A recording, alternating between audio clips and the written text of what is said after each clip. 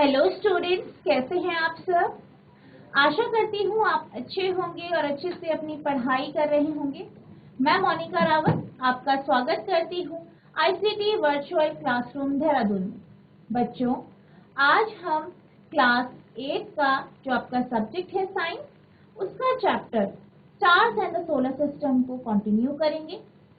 तो बच्चों, पिछले लेक्चर में हमने ये देखा था कि खगोलीय पिंड यानी सेलेस्टियल बॉडीज होती क्या है, एस्ट्रोनॉमी क्या होती है, और हम मून यानी चंद्रमा के बारे में समझ रहे हैं। आज हम चंद्रमा के जो टॉपिक है उसी को हम आगे कंटिन्यू करेंगे और आज हम डिस्कस करेंगे चंद्रमा का पृष्ठ यानी मून सरफेस। तो अगर हम बात करें चंद्रमा की, तो हम जब पृथ्वी से चंद्रमा को देखते हैं तो अंधेरी रात में आपको चंद्रमा चमकीला सा नजर आता है, पर जब हम उसके पृष्ठभाग यानी उसकी सरफेस की बात करते हैं तो उसकी जो सरफेस होती है वो बहुत ज्यादा डस्टी यानी धूल भरी है और बंजर। वहां पे आपको जो है क्रेटर दिखाई देंगे यानी गड्ढे आपको दिखाई देंगे, बहुत सारे अलग अलग साइज के वहां गड्ढे हैं। वहां पे बहुत सारे जो कुछ जगह उठी हुई है, कुछ जगह अंदर धसी हुई है, यानी कहीं पे क्या है पहाड़ है और कहीं पे गड्ढे हैं। और कुछ पहाड़ तो इतने बड़े हैं कि अगर हम पृथ्वी की बात करें तो पृथ्वी के जो पहाड़ है यानी सबसे बड़ा जो पहाड़ है उससे भी ऊंचे ऊंचे पहाड़ वहां है। अब अगर हम बात करें चंद्रमा के एटमॉस्फेयर यानी उसके वायुमंडल, तो चंद्रमा में एटमॉस्फेयर नहीं है, वायुमंडल नहीं। अब अगर हम वायुमंडल की बात करें तो वायुमंडल में क्या होता है, एयर होती है, आप जानते हैं। और पृथ्वी का भी वायुमंडल है, उसका एटमॉस्फेयर है जहाँ पे बहुत सारी गैस है, बहुत सारे जो है एयर है, वायु है, जिस कारण लाइफ यहाँ एग्जिस्ट है या यहाँ पे जिंदगी है। पर अगर हम चंद्रमा की बात करें तो चंद्रमा में इस प्रकार का वायुमंडल या फिर एटमॉस्फेयर नहीं है। यही कारण है कि अगर हम चंद्रमा में जाते हैं, वहां चलते हैं और वहां बोलते हैं तो हमारी जो आवाज है या ध्वनि है जो हमारे द्वारा उत्सर्जित की जा रही है वो आगे पास नहीं होती, यानी आप चंद्रमा में बोल नहीं सकते। क्यों नहीं बोल सकते? क्योंकि वहां एटमॉस्फेयर नहीं है। और हम ये जानते हैं कि जो ध्वनि होती है या साउंड होती है उसको ट्रैवल करने के लिए, उसको चलने के लिए, गमन करने के लिए मीडियम की आवश्यकता होती है और इस प्रकार का मीडियम चंद्रमा पे नहीं है। तो अगर हम बात करें चंद्रमा के सरफेस की, the moon surface is dusty and barren, यानी जो चंद्रमा है उसकी जो सतह है वो धूल भरी है और बंजर है। बैरन यानी बंजर है, यानी यहाँ पे आपको किसी भी प्रकार के पेड़ पौधे नहीं दिखाई दे, यहाँ आपको धूल ही धूल दिखाई दे। There are many craters of different size, यहाँ पे बहुत सारे गड्ढे हैं अलग अलग साइज के, जैसे कि आप यहाँ पे देख सकते हैं। आपको इस इमेज में दिखाई दे रहा होगा कि आपको बहुत सारे छोटे बड़े गड्ढे दिखाई दे रहे हैं। तो इस प्रकार के जो गड्ढे हैं वो चंद्रमा की सतह यानी उसके सरफेस पे। It has large number of seas and high mountain, और इसमें क्या है बहुत सारे यानी बहुत ज्यादा संख्या में पहाड़ है, बहुत ऊंचे ऊंचे पहाड़ है। Some of these are as high as the highest mountain of the earth, यानी कुछ पहाड़ तो इतने ऊंचे हैं जितना पृथ्वी के ऊपर जो पहाड़ है उससे भी ज्यादा ऊंचे पहाड़ हमें चंद्रमा पे दिखाई देते हैं। The moon has no atmosphere, it has no world, यानी अगर हम चंद्रमा की बात करते हैं तो चंद्रमा में किसी भी प्रकार का एटमॉस्फेयर नहीं है, जैसे कि मैं आपको बता रही थी, वायुमंडल नहीं है और यहाँ पानी भी नहीं है यानी वाटर भी नहीं है।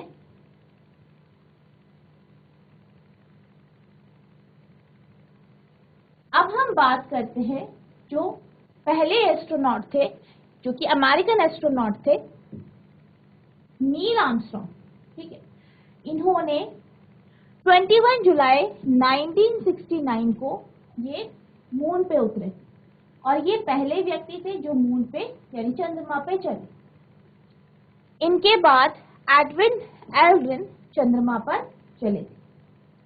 On July 21, 1969 Indian time, The American astronaut Neil Armstrong landed on the moon for the first time. He was followed by Edwin Aldrin. 21 जुलाई 1969 को अमेरिका के अंतरिक्ष यात्री नील आर्मस्ट्रांग ने सबसे पहले चंद्रमा पर अपने कदम रखे।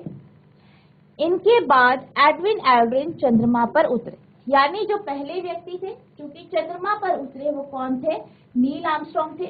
और ये क्या थे? एक अमेरिकन यानी अमेरिकी मूल के एक अंतरिक्ष यात्री थे जो 21 जुलाई 1969 को चंद्रमा पर उतरे थे। और इनके बाद एडविन एल्ड्रिन चंद्रमा पर उतरे। तो अभी तक हमने बात करी मून की यानी चंद्रमा। अब हम बात करते हैं स्टार्स यानी तारों। तो जब भी हम किसी अंधेरी रात पे छत पे बैठते हैं तो हमें आसमान में अनगिनत तारे यानी स्टार्स दिखाई देते। किसी की रोशनी ज्यादा होती है, किसी की कम। कोई आपको डिम दिखाई देता है, कोई आपको बहुत ही ज्यादा छोटा दिखाई देता है, कोई आपको काफी ठीक या बड़ा दिखाई देता है। तो इस तरीके से आपको जो है आसमान में तारे दिखाई देते हैं, ये आपको टिमटिमाते हुए दिखते हैं। अब अगर हम तारों की बात करें तो जो स्टार होते हैं, तारे होते हैं, इनकी अपनी लाइट और हीट होती है, यानी इनकी खुद के का प्रकाश और ऊष्मा होती है। इसका मतलब यह है कि ये प्रकाश और ऊष्मा को उत्सर्जित करते। जो सूर्य है वो भी एक तारा है। क्यों कह सकते हैं हम तारा है? क्योंकि जो सूर्य है या सन है उसका खुद का जो है हीट है, उसकी खुद की लाइट है, वो क्या करता है? ऊष्मा और प्रकाश को उत्सर्जित करता है। अब अगर हम तारों की बात करें तो ज्यादातर जो तारे हैं हमें एक पॉइंट के फॉर्म में दिखाई देते हैं, यानी बिंदु की तरह वो दिखाई देते हैं। क्यों दिखाई देते हैं? क्योंकि वो हमसे बेहद दूर है, बहुत दूर है, बहुत ज्यादा लाइट ईयर्स दूर है, जिस कारण हमें जो तारे हैं वो पॉइंट फॉर्म में या बिंदु के रूप में दिखाई देते। Stars emit light of their own. तारे अपना प्रकाश उत्सर्जित करते हैं। The sun is also a star, यानी सूर्य भी एक क्या है? तारा है। क्यों है तारा? क्योंकि ये अपनी हीट और लाइट को उत्सर्जित करता है, अपनी प्रकाश और ऊष्मा को उत्सर्जित करता है। The stars are millions of time farther away from the sun. अब तारों की बात करें तो जो तारे हैं वो लाखों गुना दूर है हमसे सूर्य की तुलना में। तो सूर्य तो हमें बड़ा दिखाई देता है क्योंकि ये हमारे सबसे नजदीक तारा है। वहीं अगर हम उन तारों की बात करें जो हमें रात को या अंधेरी रात में आसमान में दिखाई देते हैं, तो ये सारे तारे हमसे लाखों जो है लाइट ईयर्स दूर है, या हम ये कह सकते हैं सूर्य की तुलना में ये हमसे लाखों गुना दूर है।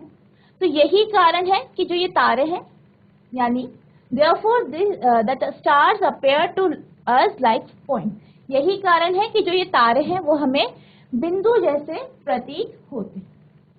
तारे सूर्य की तुलना में लाखों गुना अधिक दूर हैं, इसलिए तारे हमें बिंदु जैसे प्रतीत होते हैं।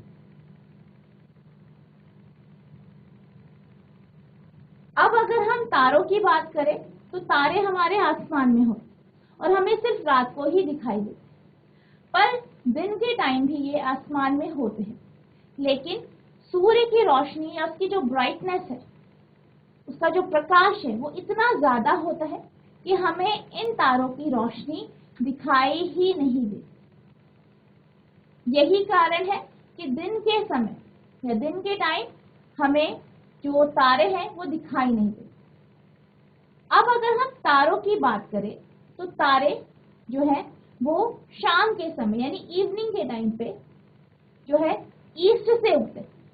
कहाँ से उगते हैं? ईस्ट से, यानी पूरब से उगते हैं और पश्चिम यानी वेस्ट की तरफ डूब जाते हैं। यानी जब अगर हम सुबह की बात करें, मॉर्निंग की बात करें, तो सुबह के समय वो क्या करते हैं? वेस्ट की डायरेक्शन में या वेस्ट दिशा में या पश्चिम दिशा में क्या कर देते हैं? डूब जाते हैं।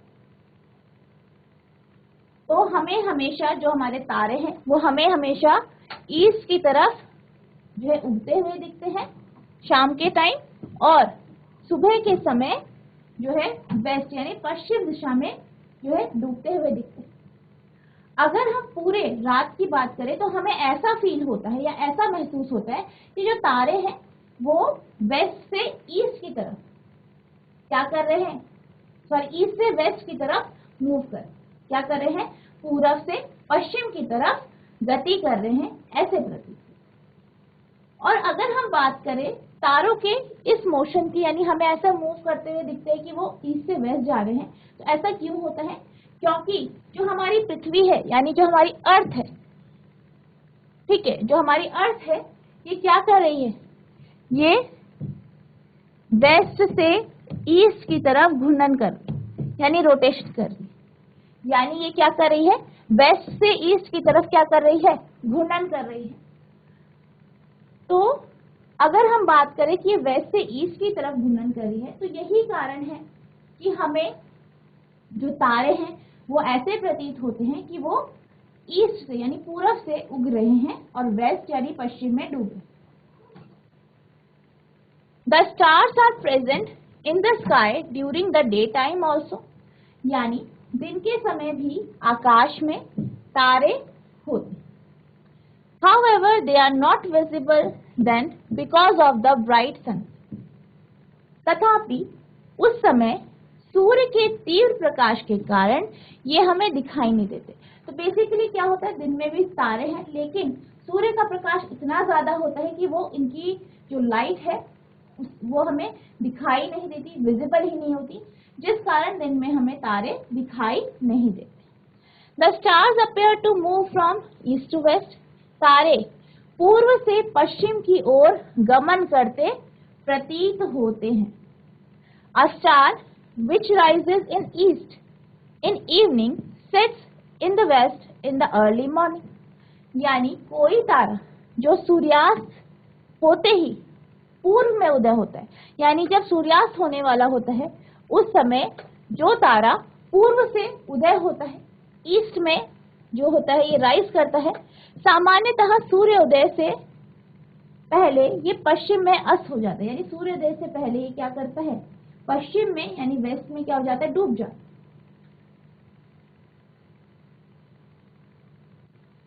अब अगर हम बात करें कि जो आपका, जैसे कि अभी हम बात कर रहे थे कि जो आपके तारे हैं, तारे आपको उगते हुए ईस्ट से दिखाई देते हैं और डूबते हुए वेस्ट में, और ये क्यों होता है, क्योंकि पृथ्वी जो हमारी है, जो पृथ्वी है वो घूर्णन कर रही है और वेस्ट से ईस्ट की डायरेक्शन में यानी पश्चिम से पूर्व की दिशा में घूर्णन कर। तो यही कारण है कि जो तारे हैं वो हमें ईस्ट से उगते हुए और वेस्ट में डूबते हुए दिखाई देते। इस कॉन्सेप्ट को समझने के लिए आप एक एक्टिविटी कर सकते हैं।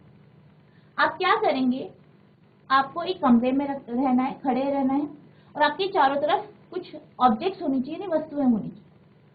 अब आप क्या करेंगे, आप गोल गोल घूमेंगे, ठीक है, गोल गोल इस तरीके से जैसे घूर्णन करते हैं इस तरीके से आप रोटेट करेंगे। तो जब आप रोटेट करेंगे तो आप जैसे कि इस तरीके से घूम रहे हैं, लेकिन जब आप देखेंगे तो आपको ऐसा लगेगा कि आपके आसपास की चीजें आपके विपरीत दिशा में मूव कर रही। तो यही कारण है, या बिल्कुल ऐसा ही होता है जब पृथ्वी घूमती। तो जब पृथ्वी घूम रही है वो वेस्ट से ईस्ट यानी पश्चिम से पूर्व की तरफ घूम रही है, लेकिन जो बाहर ऑब्जेक्ट्स है, क्योंकि हम पृथ्वी के ऊपर खड़े हैं इसलिए हमें बाहर की जो भी वस्तुएं जैसे कि तारे हो गए, सन हो गए, ठीक है, ये सब हमें ऐसे लगता है कि ये ईस्ट से वेस्ट की तरफ घूम। The sun appear to rise in east and set in west as the earth rotates from west to east on its axis. सूर्य पूर्व में या पूर्व से उदय होता है, यानी सूर्य क्या होता है, ईस्ट से उदय होता है, तथा पश्चिम में अस्त होता है, पश्चिम में अस्त होता प्रतीत होता है। ऐसा पृथ्वी के अपने अक्ष पर पश्चिम से पूर्व दिशा में घूर्णन करने के कारण होता है। तो ऐसा क्यों होता है, क्योंकि जो पृथ्वी है वो पश्चिम से पूर्व दिशा में अपनी जो एक्सिस है, अपने अक्ष पे घूर्णन कर रही है। यही कारण है कि हमें सूर्य ईस्ट से उगता हुआ और वेस्ट पे डूबता हुआ दिखाई देता है। There is one star in the sky that does not move at all. और अगर हम बात करें तारों की, तो अभी तक हम तारों की ही बात कर रहे थे। सन आपका तारा हो गया और बाकी तारों की बात कर रहे थे कि ये मूव करते हैं और ईस्ट से वेस्ट, पूर्व से पश्चिम। लेकिन एक तारा है जो कि मूव करता हुआ हमें दिखता ही नहीं। तो अगर हम इस तारे की बात करें तो ये जो आपका तारा है वो आपका ध्रुव तारा है, यानी पोल स्टार। अब ये मूव करता हुआ हमें क्यों दिखाई नहीं देता, इसको समझने के लिए हम एक एक्टिविटी करें। तो आपको क्या करना है, एक अम्ब्रेला लेना है यानी छाता लेना है और आपको इस तरीके से कुछ तारे काटने हैं। पेपर में आप काट सकते हैं,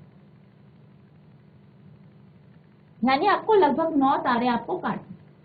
अब आपको क्या करना है, इन तारों को जो आपका ये अम्ब्रेला है या छाता है, इसकी जो यहाँ पे ये डंडियां है इसके किनारे किनारे आपको लगा देना और एक तारे को आपको इसके बीच पे लगा देना। अब इस छाते को आपको घुमाना है, रोटेट करना है, घुमाना है, घूर्णन करना है। तो आप क्या देखेंगे, आप ये देखेंगे कि ये जो तारे हैं ये तो मूव करेंगे इस तरीके से। आपने मूव किया तो इस तरीके से ये मूव कर रहे हैं। लेकिन जो ये वाला तारा है, जो की स्टिक यानी जो डंडी आपने जो हैंडल से जुड़ी है उस डंडी के ऊपर आपने जो तारा लगाया है वो आपको इस तरीके से मूव करता या गति करता नहीं दिख रहा है, वो आपको उसी जगह पे रोटेट होता हुआ दिखाई दे। तो बिल्कुल ऐसा ही आपके ध्रुव तारे के साथ होता है, ठीक है। तो ध्रुव तारे के साथ भी बिल्कुल ऐसा ही हो। Observation, there is a star which does not appear to move. ऐसा एक तारा है जो गति करता प्रतीत नहीं होता है। कौन सा तारा है, जो कि छाते की स्टिक के ऊपर होता है, ठीक है, उसकी जो डंडी है उसके ऊपर जो लगा होता है।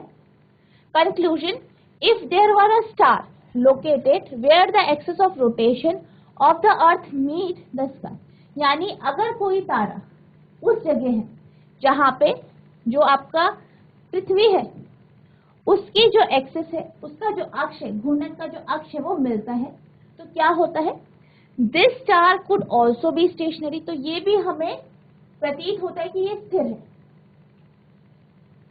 यदि कोई तारा वहां स्थित होता है जहां आकाश में पृथ्वी का अक्ष मिलता है तो वह तारा स्थिर होता है।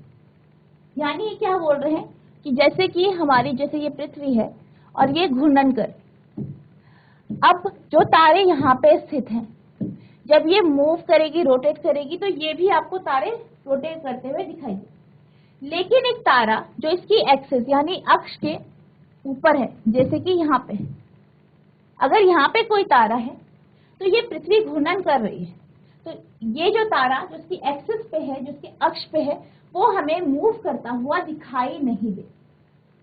तो यही जो होता है वो आपके जो ध्रुव तारा होते हैं उसके साथ होता है। तो जो ध्रुव तारा है, पोल स्टार है, वो आपका पृथ्वी की अक्ष के ऊपर स्थित है। तो जब पृथ्वी इस तरीके से घूर्णन करती है तो जो इसके किनारे स्थित तारे हैं वो हमें मूव करते हुए दिखाई देते हैं।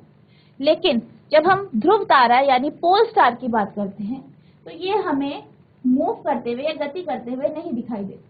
हमें ऐसा लगता है या ऐसा प्रतीत होता है कि ये इसके अक्ष पे विद्यमान है या वहीं पे ये स्थिर।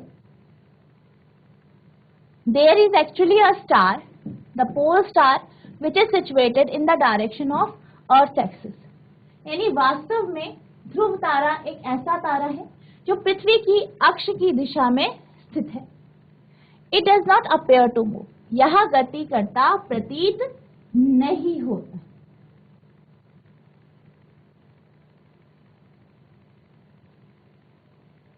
अब अगर हम पोल स्टार की बात करें तो जो पोल स्टार है जिसे हम क्या कहते हैं, पोलरिस कहते हैं, तो वो एक ऐसा स्टार है जिसकी जो पोजीशन है हमें फिक्स दिखती है, यानी उसकी जो पोजीशन है, स्थिति जो है वो एक जगह फिक्स है। अगर हम बात करें पोल स्टार की तो पोल स्टार को हम जो है जो आपका उर्सा मेजर कॉन्स्टलेशन है यानी सप्तऋषि तारा मंडल है, इससे आप पोल स्टार को जो है पहचान सकते हैं कि पोल स्टार कहाँ। क्योंकि जब हम सप्तऋषि तारामंडल की बात करते हैं जो कि आपका कॉन्स्टलेशन है, तो इसमें क्या होता है, बेसिकली तो ये क्या है आपका सप्तऋषि तारामंडल है। तो इसके जो ये दो तारे हैं इनको जब आप ज्वाइन करते हो तो ये बिल्कुल एक सीधी लाइन पे ध्रुव तारे से मिलती है। तो यही कारण है कि सप्तऋषि तारामंडल से हम ध्रुव तारे को पहचान सकते हैं, उसको ट्रेस कर। अ पोल स्टार और Polaris is one star whose position seems to be fix. अब अगर हम पोल स्टार या पोलरिस की बात करें तो ये एक ऐसा तारा है जिसकी स्थिति फिक्स है, स्थिर है। और यही कारण है कि पुराने जमाने में जो ट्रैवलर्स होते थे वो ध्रुव तारे को देख के दिशा पहचानते, क्योंकि वो ये जानते थे कि ये उत्तरी दिशा में होता है। तो इस तरीके से भी पुराने जमाने में जो ट्रैवलर्स होते थे, यात्री होते थे, वो ध्रुव तारे के माध्यम से भी जो है डायरेक्शन पहचानते। All other stars seems to move around the pole star. और बाकी जो तारे हैं वो इस पोल स्टार के चारों तरफ घूमते हुए दिखाई देते। क्यों दिखाई देते हैं? क्योंकि जैसे कि अभी हम देख रहे थे कि जो पोल स्टार है वो एक्सिस पे है, तो ये मूव नहीं कर, लेकिन पृथ्वी इस तरीके से घूम रही है। तो यहाँ पे जो तारे हैं, जो इस पृथ्वी के चारों तरफ तारे हैं, यहाँ पे जो तारे हैं, क्योंकि पृथ्वी घूर्णन कर रही है तो ये घूमते हुए दिखाई देंगे, लेकिन पोल स्टार एक्सिस पे है, तो यही कारण है पोल स्टार घूमता हुआ नहीं दिखेगा। तो हमें ऐसा प्रतीत होगा कि जो पोल स्टार है या ध्रुव तारा है उसके चारों तरफ जो तारे हैं वो घूम रहे हैं।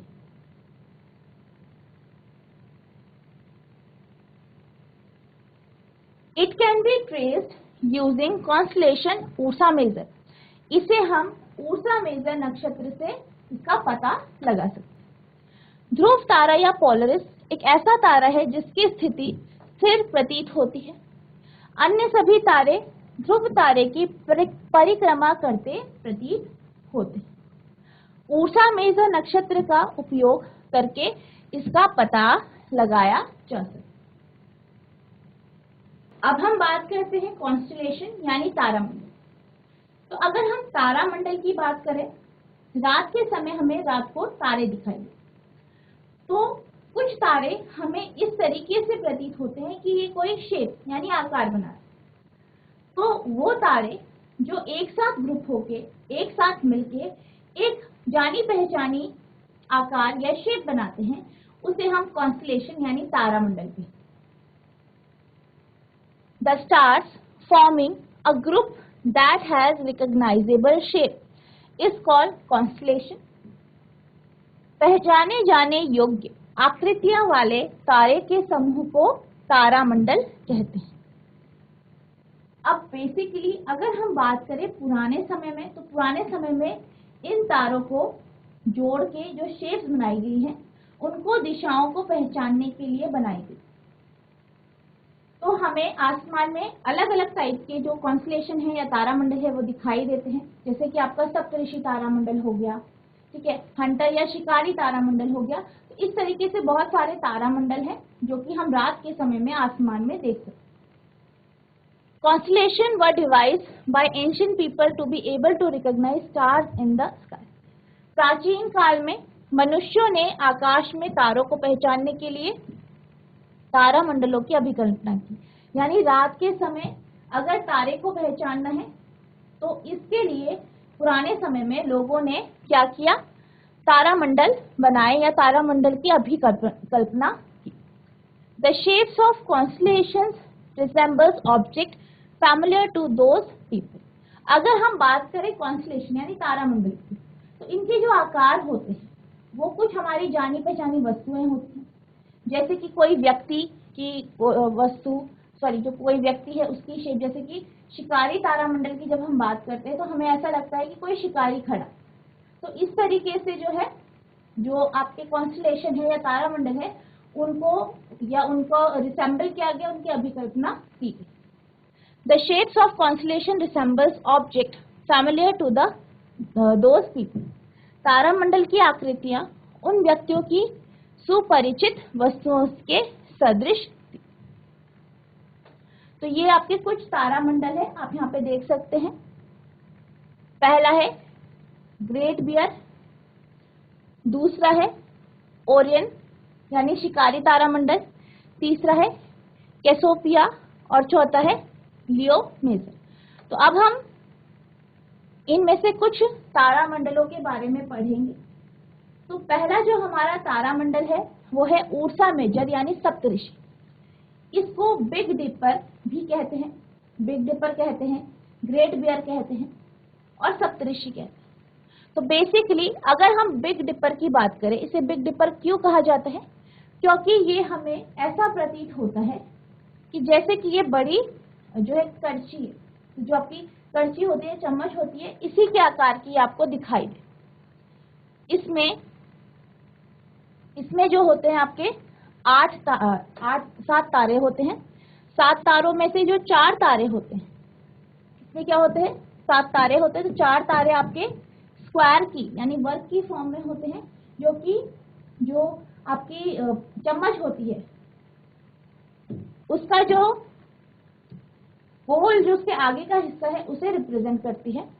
और बाकी जो 3 तारे होते हैं वो हैंडल को दर्शाते हैं।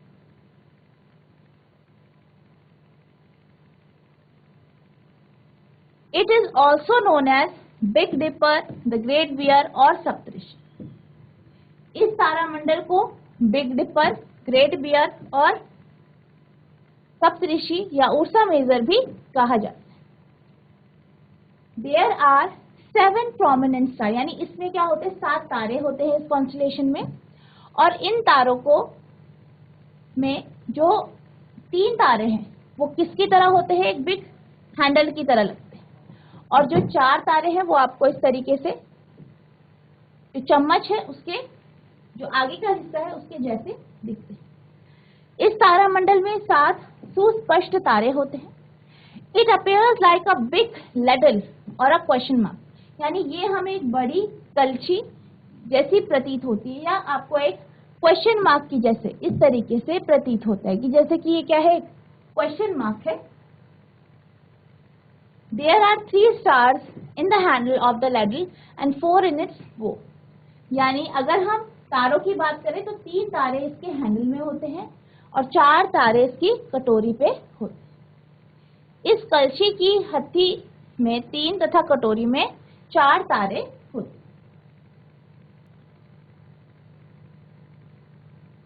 अब हम बात करते हैं उर्सा मेजर के नाम सप्तऋषि की। तो बेसिकली अगर हम बात करें उर्सा मेजर की, तो इसमें हम कहते हैं कि ये 7 जो है सप्तऋषि तारामंडल है, यानी 7 तारों से मिलकर बना। और इन तारों को इंडियन माइथोलॉजी में, या हमारी जो एंशिएंट माइथोलॉजी है उसमें 7 संतों के रूप में दर्शाया। और ये वो संत या वो ऋषि हैं जो कि वेदों के ज्ञान को आगे बढ़ाते। Saptarishi has been associated with 7 well known ancient Indian sages और ऋषि। सप्तऋषि 7 सुप्रसिद्ध या अप्रसिद्ध प्राचीन भारतीय संतों या ऋषियों के नाम के साथ संबद्ध है। According to ancient mythology, the 7 sages who form the Saptarishi preserve the eternal knowledge of Vedas and explain it to people in every new age. प्राचीन पौराणिक कथाओं के अनुसार सप्तऋषि नक्षत्र वेदों के शाश्वत ज्ञान को इंगित करते हैं। यानी अगर हम बात करें सप्तऋषि की, तो सप्तऋषि तारामंडल जो है वो 7 ऋषियों के को जो है सिंबलाइज करते हैं। और इन 7 ऋषियों को ये माना जाता है कि ये वो ऋषि हैं जो वेदों के ज्ञान को आगे जो है शाश्वत जो ज्ञान है उसे आगे बढ़ाते हैं। तो आपका जो सप्तऋषि तारामंडल है वो कुछ इस तरीके से दिखाई देता है। अब अगर हम ऋषियों की बात करें तो जो ऋषि हैं वो कुछ इस तरीके से हैं। जो पहला तारा है ये ऋषि मारीची को दर्शाता है, दूसरा वशिष्ठ, तीसरा अंगिरा, अत्रि, करातु, पुलस्त्य और पुलाह। तो ये क्या है? आपका सप्तऋषि तारामंडल है। तो इस तरीके से ये जो है आपके 7 ऋषियों को दर्शाता है।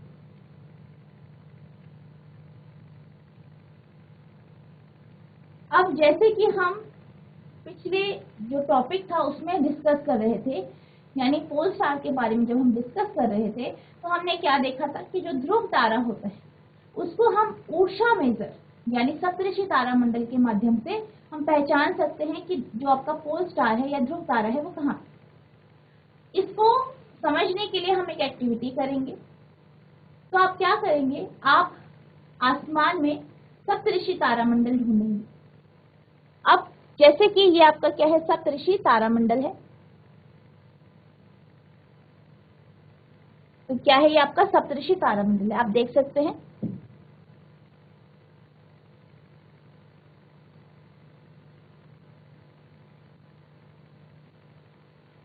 तो ये आपका क्या दिखा रहा है, सप्तऋषि तारामंडल को दिखा रहा है। अब आप क्या करेंगे,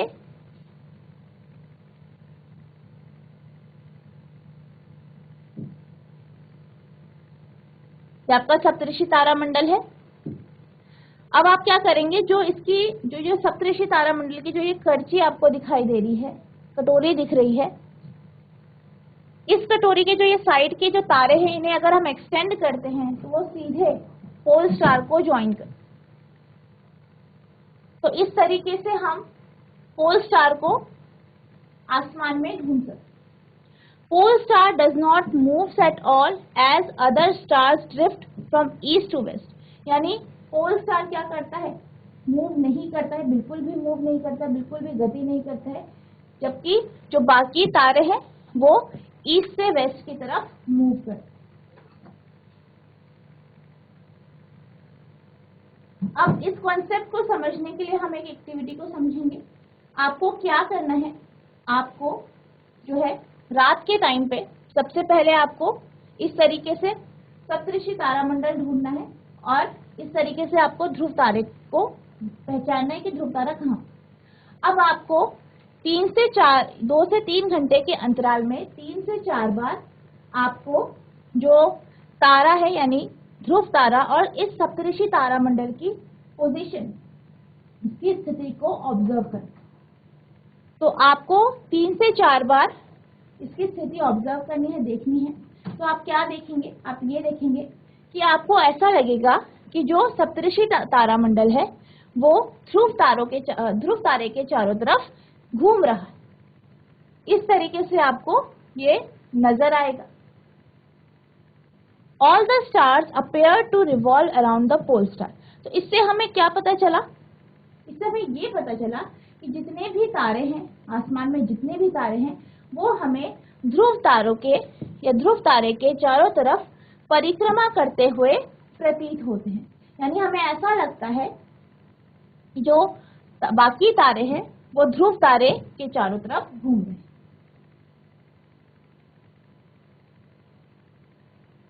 अब अगर हम ध्रुव तारे की बात करें तो ध्रुव तारे को आप नॉर्थन हेमिस्फीयर यानी जो आपका जो नॉर्थन हेमिस्फीयर है वहीं से आप देख सकते हैं, यानी उत्तरी गोलार्ध से ही देख सकते हैं। सदर्न हेमिस्फीयर यानी दक्षिणी गोलार्ध से ही आपको दिखाई नहीं देगा। इसी तरीके से अगर हम बात करें ऊर्जा मेजर यानी सप्तऋषि तारामंडल की, तो ये भी आपको दक्षिणी गोलार्ध से दिखाई नहीं देते। यानी कि अगर हम बात करें पोल स्टार की यानी ध्रुव तारे की,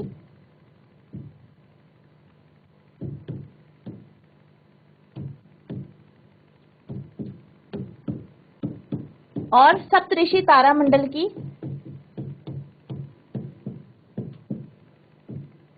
यानी ऊर्जा मेजर की,